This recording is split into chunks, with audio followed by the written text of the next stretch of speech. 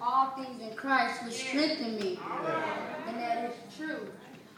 And when my mom told me my topic, I thought of one person, and he was the greatest conqueror I know, and he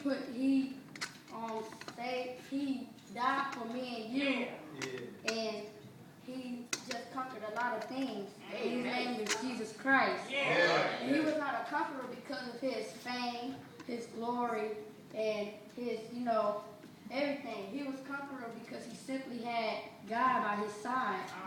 And he conquered being spit on and being beaten and being, just nailed to the cross.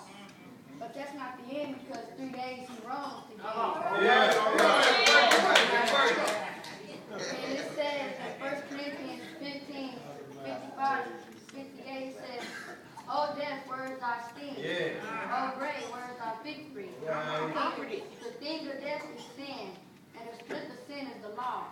But thanks to God, which has given us the victory through our Lord Jesus Christ." And I want you to know that a great conqueror have great trials. But if you stay with God, you will overcome it. Because look at Job.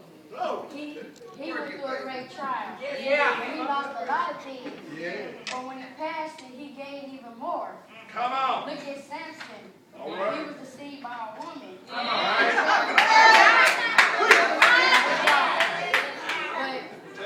But God will make a way, because his hair rolled back, and he freed all his people. All right now. And think of the 3 Hebrew boys.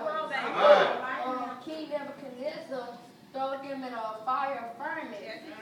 But when he looked in the midst of the fire, there wasn't 3, there were 4 walking in there. So I want y'all to know today that there is a way that God will make for you. But back to Jesus. He rose from the dead, saying, "I have all powers in my hands." And see, we all go through trials.